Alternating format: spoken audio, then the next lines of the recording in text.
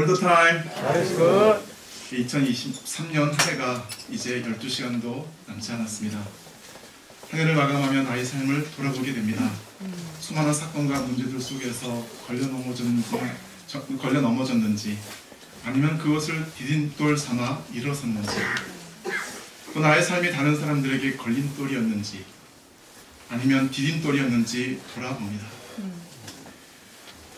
오늘도 한 해를 마감하며 한 편의 시를 여러분과 나누고 싶습니다. 전영란 시인의 디딤돌과 걸림돌이라는 시입니다.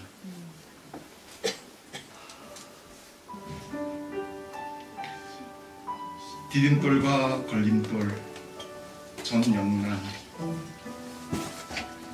디딤돌인 줄 알았는데 걸림돌이었다.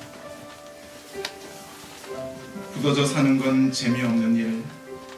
부드러운 꽃이 다가와 만져도 뿔을 세우며 외톨박이로 어느 구멍에 박혀 있었다. 한여름 떼약볕에 오한을 느끼면서도 잘 살고 있다며 자신만의 성곽을 쌓았다. 둥글지 못한 것은 내 탓이 아니었다. 징검다리는 언제나 즐거웠다. 하나둘 숫자를 배울 때 어른의 입말을 따라 하면서 디딤돌을 건너던 아이, 가끔 걸림돌을 만나 물속에 빠지는 날도 있었지만 징검다리를 받쳐주는 고임돌의 모든 사리까지 가슴에 담으며 피가 자라고 생각이 자랐다. 사람들 사이에 하나가 되었다. 누군가에겐 디딤돌이, 다른 누군가에겐 걸림돌이었다. 몽돌 하나 만들려고 삶의 파도는 수없이 뿔을 깎아냈다. 이렇게 좀 와닿나요? 네, 오늘 말씀에는 이 70년 인생을 살면서 이런 수많은 걸림돌을 만났던 한 사람이 나옵니다. 그는 통일 이스라엘 왕 다윗입니다. 겉으로 볼 때 그의 인생은 왕으로서 부귀영화를 누렸기에 행복한 것처럼 보입니다. 그러나 그의 삶에는 수많은 계곡들이 있었습니다. 이 그래프는 다윗의 인생 곡선입니다. 네, 눌러주세요. 골리앗을 죽이고 사울 왕의 사위로서 승승장구하던 시기도 있었습니다. 유다 왕이 되어 남북 통일을 이루어 통일 이스라엘의 왕으로서 빛나던 시간도 있었습니다.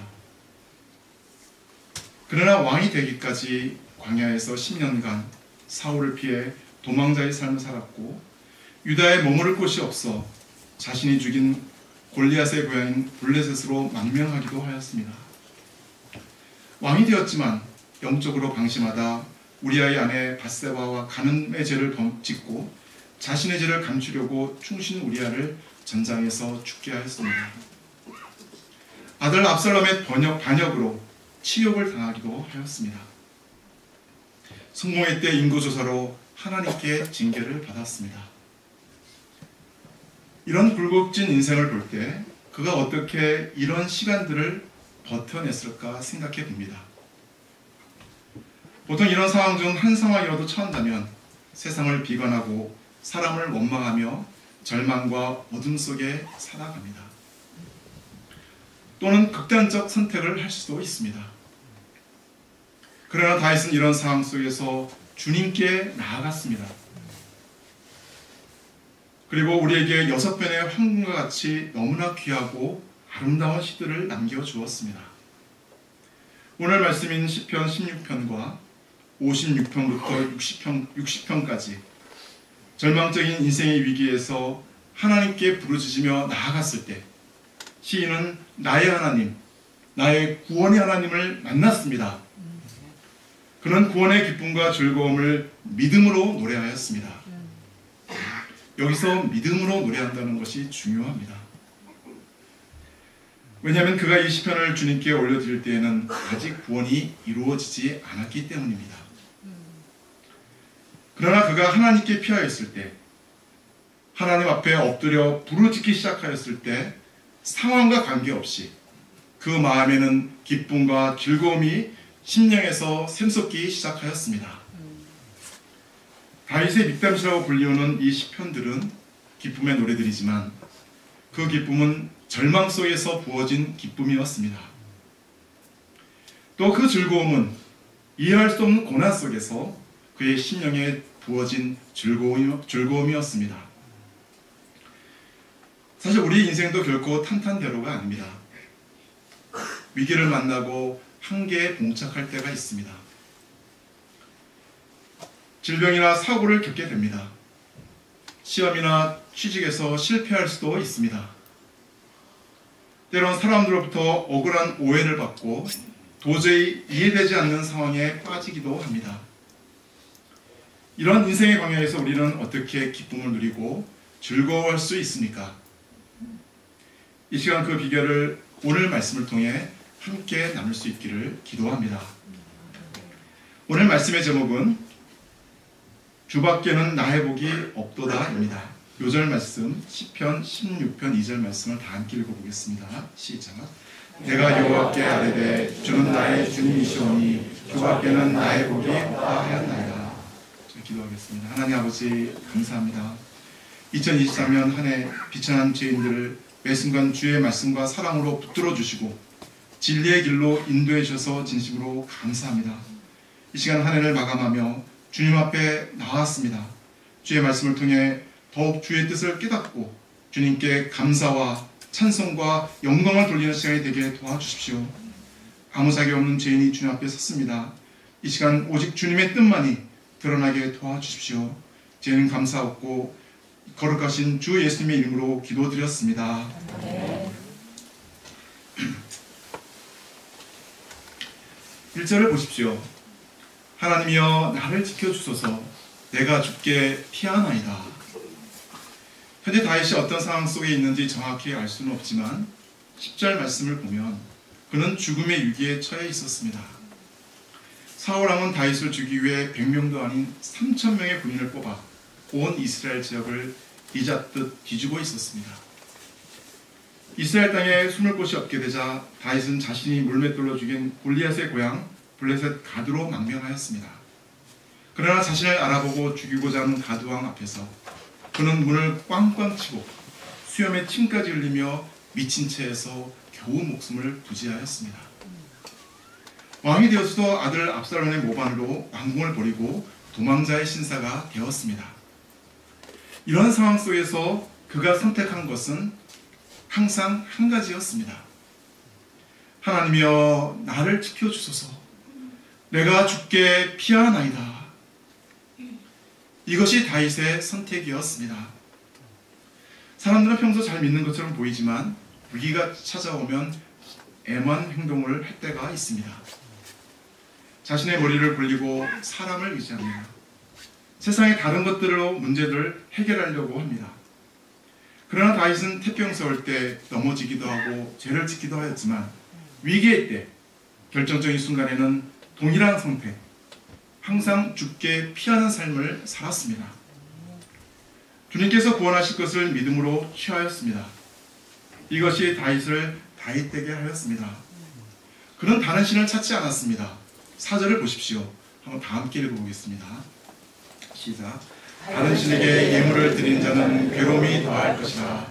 나는 그들이 드리는 피의 진들을 드리지 아니하며 내 입술로 그 이름도 부르지 아니하리로다. 다윗은 다른 신을 좇지도 그 이름을 부르지도 않겠다고 합니다. 그런 주위 사람들이 아무리 하나님 외에 다른 수단을 강구하고 좋은 대책을 세우더라도 따르지 않겠다고 합니다. 왜냐하면 여호와 하나님 외에 다른 신은 결국 괴로움만 더할 뿐이라는 사실을 알고 있기 때문입니다.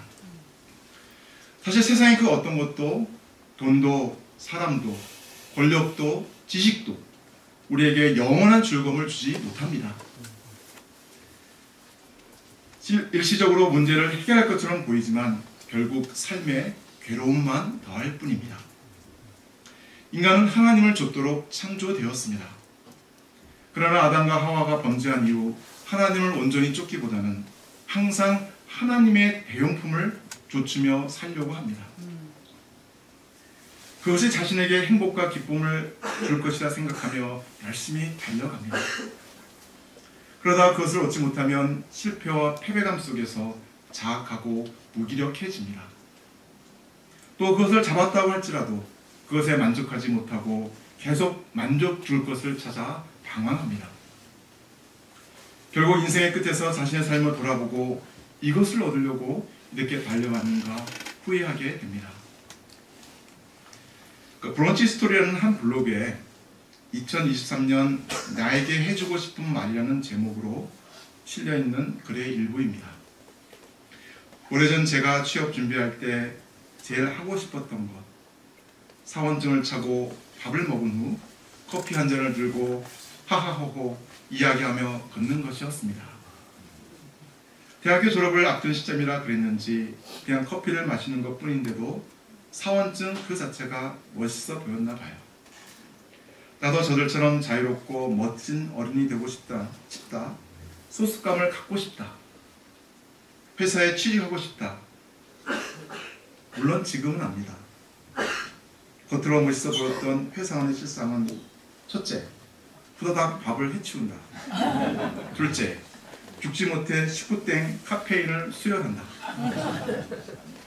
대학생도 아니고 회사원도 아니고 취업준비생이라는 그 애매함이 주는 무게, 어디에도 속해 있지 못한다는 그 기분과 압박 때문이었는지 저는 닥치는 대로 이력서를 넣었습니다.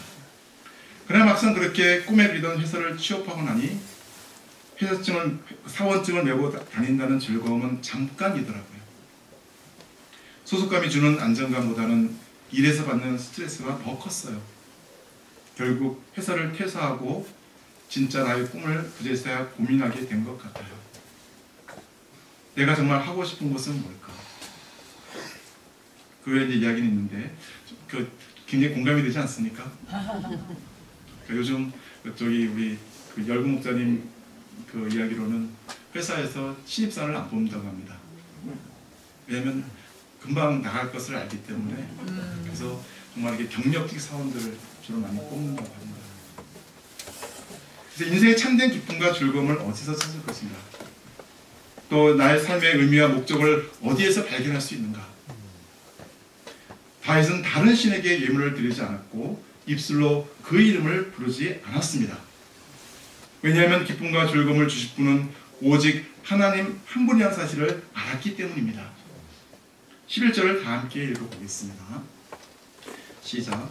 주께서 생명의 길을 내게 보이시리니 주의 앞에는 충만한 기쁨이 있고 주의 오른쪽에는 영원한 즐거움이 있나이다.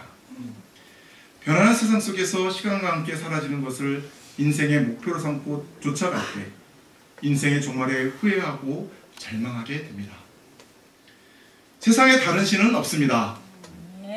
나의 힘과 능력도 결코 자신을 구원할 수 없습니다. 오직 하나님만이 나의 구원이 되시고 소망이 되시기에 주님께만 나의 눈을 고정하고 힘써 쫓아갈 수 있기를 기도합니다. 2절을 보십시오. 같이 한번 읽어보겠습니다. 시작. 내가 여호와께 아뢰되 주는 나의 주님이시오니 주 밖에는 나의 복이 없다 하였나이다. 다윗은 여호와께 주는 나의 주님이시다라고 고백합니다. 문자적으로는 당신은 나의 주님이십니다. You are my Lord 라며 1인칭으로 하나님께 나아가고 있습니다. 여기서 나의 주님은 원어로 아도나이, 당신은 나의 주인이라는 뜻입니다. 즉 나는 당신의 종이라는 고백이기도 합니다. 종은 전적으로 주인에게 의존할 수밖에 없습니다. 다윗은 현재 자신의 상황이 주인 대신 하나님께만 의존할 수밖에 없고 또 주님만이 자신의 복이라고 고백하고 있습니다. 여기서의 복은 히브리어로 토부, 좋은 것, 선한 것이라는 뜻입니다. 창세기 1장에 보면 하나님이 천지 만물을 만드시고 보시기에 좋았더라 말씀하시는데 여기에서 좋았다는 단어가 바로 토부입니다. 그래서 NIV 성경에서는 2절 하반절을 Apart from you, I have no good thing으로 번역하고 있습니다. 이 말씀은 주님밖에는 나에게 좋은 것을 주시는 분이 없다. 삶에서 모든 좋은 것은 오직 주님에게서만 나온다. 또 주님이 주시는 것은 항상 좋다는 믿음의 고백입니다. 우리에게도 이런 고백이 있지 않습니까? God is good. All time. All the time. God is good. 이 고백 속에 담긴 뜻이 무엇입니까? 하나님이 우리에게 주시는 것은 비록 우리 눈으로 볼 때 당장에는 좋아 보이지 않아도 항상 나에게 토부, 가장 좋은 것이며 가장 선한 것이라는 고백이 아닙니까? 고백이 아닙니까? 아멘. 아멘. 그래서 다윗은 주님만이 나의 복이요 나의 행복이라고 확신 있게 고백하고 있습니다. 다윗은 또 이 믿음으로 이렇게 고백하고 있습니다. 6절을 보십시오. 내게 줄로 지어준 구역은 아름다운 곳에 있으며 나의 기업이 실로 아름답도다. 하나님께서 나에게 줄로 지어준 구역, 즉 나의 기업이 아름답다라고 고백하고 있습니다. 하나님께서는 우리 각자에게 여기까지가 너희 것이야 라고 줄로 지어주신 것들이 있습니다. 인종이나 성별, 체질, 외모, 성격, 재능 등 태어날 때부터 줄로 재어주신 것이 있습니다. 또 나에게 주신 동역자나 자녀들, 양들, 그리고 주님께서 맡겨주신 사명 등 살아가면서 나에게 줄로 재어주신 것이 있습니다. 다윗은 이 모든 것들을 아름답고 진실로 좋다고 고백하고 있습니다. 여러분도 그렇습니까? 예. 나에게 주신 모든 것들이. 사실 다윗에게는 이 하나님이 나에게 주신 것들은 가장 좋은 것이라는 믿음이 있기 때문입니다. 이 하나님을 바라보지 못할 때 우리는 남과 비교하게 됩니다. 하나님이 나에게 주신 것은 보지 못하고 남에게 있는 것을 부러워하며 어둠의 긴 터널을 걷게 됩니다. 그러나 지금까지 나를 인도하시고 지금 이 자리에 있게 하신 하나님을 바라보십시오. 나의 인생 속에서 하나님이 주신 것 중 선하지 않은 것이 있습니까? 없습니다.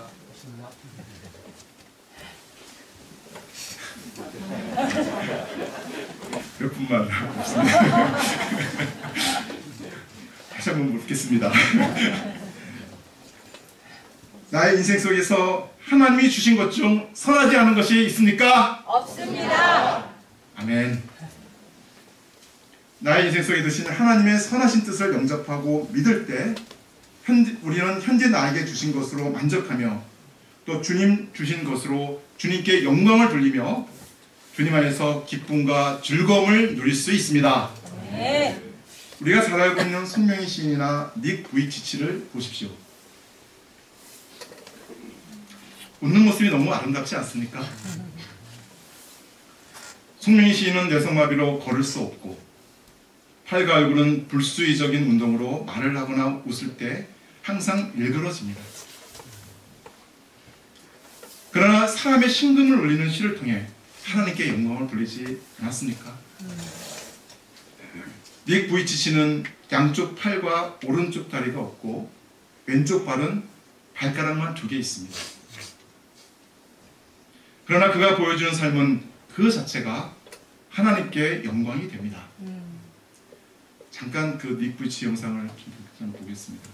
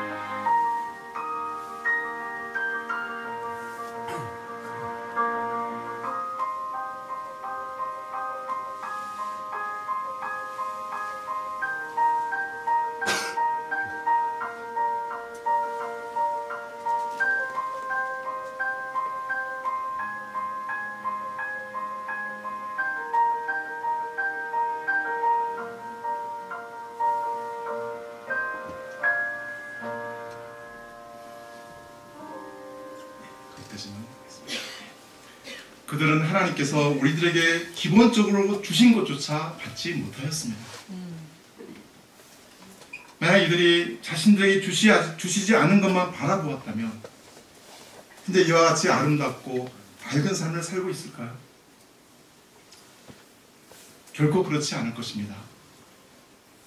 자신의 인생 속에 함께 하시는 하나님을 인격적으로 만났을 때 그들은 더 이상 사람들에게 매이지 않고 하나님 안에서 참 자유함을 얻었습니다. 그리고 하나님이 자신이 주신 재능과 삶으로 많은 사람들을 위로하고 하나님께 인도하였습니다. 닉 부이치는 현재 복음 전도자로 또 동기부여 연설가로 전 세계를 다니며 사람들에게 희망을 심고 있습니다. 로마서 8장 28절을 보십시오. 다 함께 읽어보겠습니다. 시작. 우리가 알거니와 하나님을 사랑하는 자 곧 그의 뜻대로 부르심을 입은 자들에게는 모든 것이 합력하여 선을 이루느니라. 이 하나님을 믿습니까? 아멘. 정말로 믿습니까? 아멘. 선하신 주권으로 우리의 인생 속에 합력할 선을 이루어가시는 하나님을 찬양합니다. 아멘.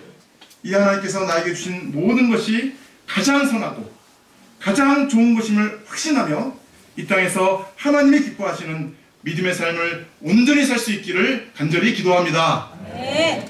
3절을 보십시오. 땅에 있는 성도들은 존귀한 자들이니 나의 모든 즐거움이 그들에게 있도다. 다윗은 하나님이 주신 모든 것을 선하다고 믿었는데 그 중에는 사람들도 있었습니다. 땅에 있는 성도들, 그들은 함께 하나님의 사랑을 나누고 함께 하나님 나라를 세워갈 사람들입니다. 다윗은 모든 즐거움이 그들에게 있다고 고백합니다. 다윗은 자신의 인생 속에 허락하신 그들을 성도라고 부르며 존귀하게 여겼습니다. 존귀하다라는 단어는 가치 있다, 크고 위대하다는 뜻입니다. 나와 함께하는 사람을 존귀하게 여기는 자는 그 사람을 함부로 대하거나 막말을 하지 않습니다.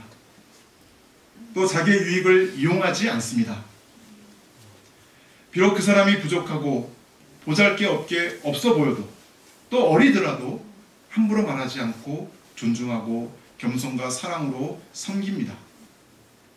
반면 자존심이나 자기 의를 내세우며 자기 영광을 구하고자 할 때 쉽게 동역자를 무시하고 함부로 대하며 자신의 감정대로 대하게 됩니다. 하나님을 믿는다고 하면서 우리의 모습이 함께 하나님을 섬기는 동역자에 대해 전자가 아닌 후자의 모습을 갖고 있다면 그 모임이나 공동체는 천국이 아니라 지옥이 될 것입니다. 이것은 교회 공동체뿐만 아니라 가정에서도 마찬가지입니다. 하나님이 나에게 주신 사람들, 남편과 아내, 또 자녀들, 양들과 동역자들을 나에게 주신 좋은 것으로 여기며 감사하며 겸손과 온유로 섬길 수 있기를 기도합니다. 아멘. 혹시 서로에게 상처를 준 것이 있다면 올해가 가기 전에 예수님의 사랑으로 용서하고 또 용서를 구하며 하나님이 주신 기쁨을 온전히 누릴 수 있기를 기도합니다. 아멘. 무엇보다 올 한해 부족한 죄인의 허물과 실수를 감당해 주시고 또 주의 역사를 힘있게 섬겨주신 모든 동역자님들께 진심으로 감사를 드립니다. 저는 여러분이 있어 정말 행복하였습니다. 아멘. 우리 옆에 있는 분을 보면서 당신이 있어 행복합니다라고 한번 해볼까요? 시작.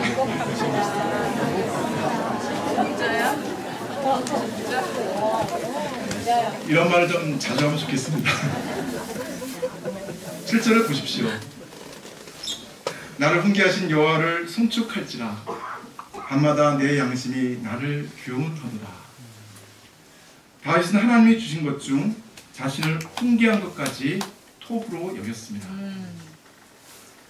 만약 다윗이 하나님의 훈계를 좋은 것으로 취하지 않았다면 다윗의 삶은 결코 회복될 수 없었을 것입니다. 이런 다윗의 태도는 그의 삶을 안전하게 보호하였습니다. 하나님의 훈계는 종종 사람을 통해서 옵니다. 왜 그런지 아십니까? 훈계가 필요한 상태에서는 스스로 잘못을 인지할 정도의 영적 상태가 아니기 때문입니다. 다윗이 우리의 아내 밧세바와 동침하고 그 죄악을 가리기 위해 우리엘 전장에서 죽게 하였을 때 하나님은 나단 선지자를 보내어 그의 죄악을 책망하였습니다. 이때 다윗이 왕의 권위와 힘으로 나단의 훈계를 받아들이지 않았다면 영원한 나락으로 떨어졌을 것입니다. 그러나 나단의 훈계를 하나님의 훈계로 영접하고 회개하였을 때 나락의 위기에서 구원을 받게 되었습니다. 또 하나님은 때로 사건이나 사고를 통하여 우리의 삶에 개입하시고 하나님 앞에 자신의 교만과 죄악을 회개하고 있는 모습 그대로 나오기를 원하십니다. 저는 오늘 말씀을 위해 다윗의 인생 곡선을 그리며 저의 인생 곡선은 어떠한가 생각해 보게 되었습니다.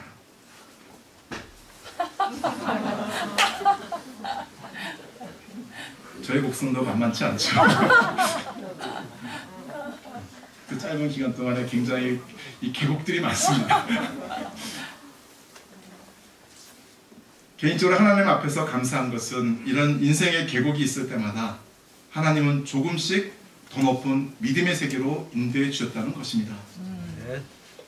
사실 휴양미수나 낮은 학점, 교통사고 속에서 저의 뿌리 깊은 교만의 뿌리를 주님께서 조금씩 뽑아내시고 결국 온전히 주님만을 신뢰하고 의뢰하는 자가 되게 하셨습니다.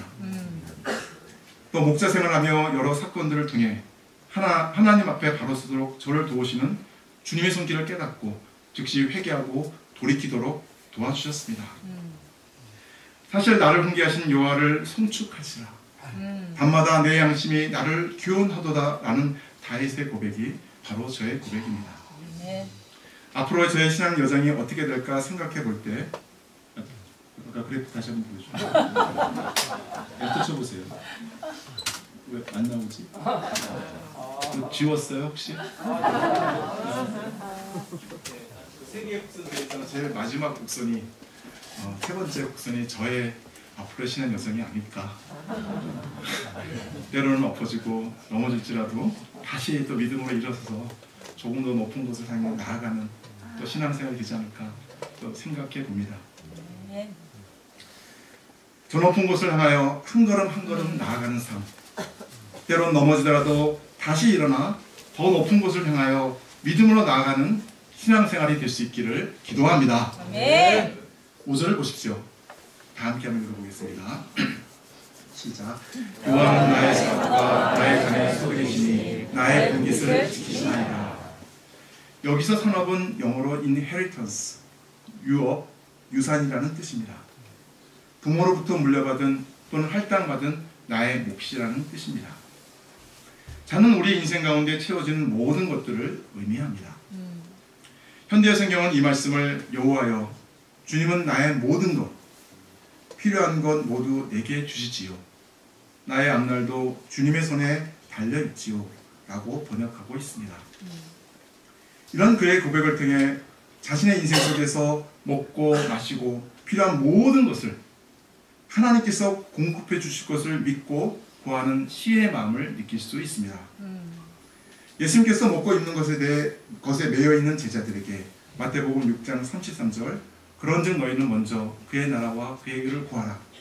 그다음에 이 모든 것을 너에게 더하시리라 약속하여 주셨습니다. 이 땅을 살아가면 나의 모든 것이 되시고 나의 필요한 모든 것을 채워주시는 주님을 신뢰하며 나아갈 때 우리는 내일을 걱정하지 않고 현재를 믿음으로 살아갈 수 있습니다. 아멘. 비록 다가오는 많은 일들을 이해할 수 없어도 내일을 붙들고 계신 분이 누구신지 또 누가 나의 손을 잡고 계신지 알 때 우리는 흔들리지 않을 수 있습니다. 아멘. 8절을 보십시오. 다 함께 읽어보겠습니다. 시작. 내가 여호와를 항상 내 앞에 모시며 너가 나의 오른쪽에 계시고 내가 흔들리지 아니하리로다. 다윗은 하나님을 항상 자신 앞에 모셨습니다. 이는 하나님이 항상 내 앞에 계신 것처럼 인식하고 살았다는 것입니다. 말을 할 때나 식사할 때나 사람을 만날 때나 혼자 있을 때도 항상 하나님이 지금 내 앞에 계신 것처럼 살았다는 것입니다. 그의 삶은 코람데오, 즉 하나님 앞에서 살아가는 삶이었습니다. 또한 여호와께서 그의 오른쪽에 계신다는 것은 하나님께서 크신 능력으로 그를 오른쪽에서 붙잡아 주시고 그의 오른쪽에서 함께 걸으며 그의 힘이 되어주신다는 것입니다. 그가 전쟁에 나갈 때도 사울 왕의 추격을 피해 도망할 때도 아내와 가족들이 적군에게 잡혀갔을 때도 또 이로 인해 부하들이 요동하여 자신을 죽이려 할 때도 아들 압살롬이 반란을 일으켰을 때도 항상 그의 오른쪽에서 그와 동행하신다는 것입니다. 이 하나님은 우리와도 함께 하십니다. 아멘.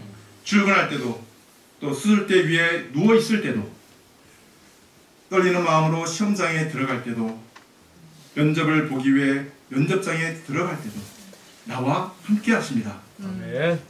한결같이 나의 오른쪽에서 나와 함께 하시는 하나님을 바라볼 때 다윗처럼 내가 흔들리지 아니하리로다 확신할 수 있습니다. 아멘. 지금 광야를 걷고 있으니까 오른쪽을 보십시오. 지금 사망의 음침한 골짜기를 걷고 계십니까? 오른쪽을 보십시오. 거대한 홍해를 앞에 두고 있으니까 오른쪽을 보십시오. 그곳에 나와 함께 걷고 계신 하나님, 나의 오른손을 꽉 잡고 계신 나의 주님이 보이십니까? 네. 이 하나님과 함께 할 때 결코 흔들리지 않을 수 있습니다. 네. 9절부터 11절은 이 시편의 결론이요 또 다윗 신앙의 핵심입니다. 현재 다윗의 상황은 하나도 바뀌지 않았습니다. 여전히 원수들의 유혹과 삶의 위기 가운데 있습니다. 여전히 사망의 음침한 골짜기를 지나고 있습니다. 그러나 그의 마음과 영혼이 어떠합니까? 9절을 다 함께 읽어보겠습니다. 시작. 이러므로 나의 마음이 기쁘고 나의 영도 즐거워하며 내 육체도 완전히 살리니. 이러므로, 즉 앞에서 자신이 했던 모든 고백을 통해 다윗은 자신의 마음이 기쁘고 영혼이 즐겁고 육체가 안전할 것이라 고백합니다. 이것은 그냥 하는 빈말이 아닙니다. 그의 마음 깊은 곳, 영혼 깊은 곳에 터져나오는 기쁨과 즐거움입니다. 그의 마음과 영과 육이 하나님 안에서 안전한 평강을 누리게 되었습니다. 그런데 이런 확신과 기쁨이 어디에서 오는 것입니까? 10절을 보십시오. 이는 주께서 내 영혼을 수월에 버리지 아니하시며 주의 거룩한 자를 멸망시키지 않으실 것임이니이다. 다윗의 마음에 내세의 소망, 곧 부활의 소망을 가지게 되었기 때문입니다. 아직 부활에 대한 계시가 희미하던 시대 사람들은 사후의 세계에 대해 의인이나 악인이 죽은 뒤에는 모두 지하세계인 수올, 즉 음부에 내려간다고 음부에 들어가 대기하고 있다는 관념을 가지고 있었습니다. 다윗은 하나님께 대한 깊은 묵상과 성령의 감동하심을 통해 내 영혼을 수월에 버리지 아니하시며 멸망시키지 않으실 것이라는 부활에 대한 소망을 피력하고 있습니다. 여기서 주의 거룩한 자는 뉴 킹제임스 버전 성경에 보면 Your Holy One 모두 대문자로 표시되어 있습니다. 그래서 다윗의 이 신앙 고백은 후에 베드로와 사도 바울에 의해 예수님의 부활을 증거하는 구절로 인용되었습니다. 베드로는 시편 16편 8절에서 11절 말씀을 사도행전 2장 25절에서 28절에 인용하면서 이것을 이렇게 해석하였습니다. 사도행전 2장 30절, 31절 말씀을 다 함께 읽어보겠습니다. 시작. 그는 선지자라 하나님이 이미 맹세하사 그 자손 중에서 한 사람을 그 위에 앉게 하리라 하심을 알고 미리 본고로 그리스도의 부활을 바라되 그가 음부에 버림이 되지 않고 그의 육신이 썩음을 당하지 아니하시리라 하더니, 성령 충만한 가운데 또 이 시편을 인용했던 이 베드로를 생각할 때 또 다윗도 성령 충만한 가운데 장차 오실 메시아를 또 자신의 상황 속에서 또 바라보고 증거하지 않았나 생각하게 됩니다. 이제 다윗은 하나님이 자신을 죽음 가운데서 구원하시고 부활의 생명 가운데로 인도해 주실 것을 확신하며 이렇게 노래하고 있습니다. 11절입니다. 주께서 생명의 길을 내게 보이시리니 주의 앞에는 충만한 기쁨이 있고 주의 오른쪽에는 영원한 즐거움이 있나이다. 다윗 신앙의 정수는 충만한 기쁨과 영원한 즐거움입니다. 그의 신앙은 율법적이지도 억지스럽지도 않습니다. 항상 주님의 부활의 생명 속에서 기쁨과 즐거움이 가득한 삶이었습니다. 이런 기쁨과 즐거움은 하나님 앞에서 살아갈 때 우리에게 주시는 하나님의 영적 선물입니다. 올 한 해를 돌아볼 때 하나님께서는 저에게 신년 말씀, 사도행전, 빌립보서, 부활절, 성탄 말씀, 그리고 여름 수양회와 제자 수양회를 통해 예수 그리스도를 더욱 깊이 알아가는 충만한 기쁨을 주셨습니다. 또 삶의 크고 작은 사건과 문제들 속에서 함께 하시는 주님으로 인하여서 영원한 즐거움을 주셨습니다. 저의 신앙이 주님을 앞에 모시고 오른쪽에 계신 주님의 손을 굳게 붙잡고 믿음으로 전진하는 삶이 될 수 있기를 간절히 기도합니다. 결론입니다. 말씀을 시작하며 정영란 시인은 몽돌 하나 만들려고 삶의 파도는 수없이 뿔을 깎아냈다고 이야기하였습니다. 여러분, 몽돌이 무엇인지 아십니까? 전 잘 몰랐습니다. 솔직히 몽돌. 이 몽돌은 오랜 시간 물의 흐름이나 파도의 작용에 의해 부드럽고 둥글게 다듬어진 자갈돌을 말합니다. 아마 여기 제주에 계신 그 사모님은 아시겠지만 그 제주시 추자면에 가면 모진이 몽돌 해변이 있다고 합니다. 그러니까 해변에 모래가 없고 이런 자갈돌로 이렇게 차 있는. 그래서 그 물이 칠 때마다 들려오는 소리를 들으면 굉장히 또 아름답다고 합니다. 저는 금요 예배를 참석하며 청년부 형제자매들의 소감을 들으며 하나님께서 삶의 고난과 주의 말씀으로 이들을 하나님 보시기에 동글동글한 몽돌같이 아름답게 빚고 계심을 많이 느끼게 되었습니다. 2024년 새해 청년부뿐만 아니라 저희 모두가 주님 안에서 주님이 주시는 모든 것은 선하고 가장 좋은 것임을 확신하며 주께 감사함으로 나아가 주님 보시기에 아름답고 기쁨이 되는 몽돌들로 빚어질 수 있기를 기도합니다. 네, 제가 기도하고 마치겠습니다. 은혜와 사랑이 충만하신 하나님 아버지 감사합니다. 2024년 한 해를 돌아보며 모든 순간이 주님 앞에서 토부 가장 좋은 것, 가장 선한 것이었음을 고백합니다. 나에게 주신 모든 것 속에 주의 사랑과 선하신 뜻을 발견하며 이제 주님 안에서 충만한 기쁨과 영원한 즐거움을 누리는 삶을 살 수 있기를 간절히 기도합니다. 저희는 감사 없고 예수 그리스도 이름으로 기도드렸습니다. 네.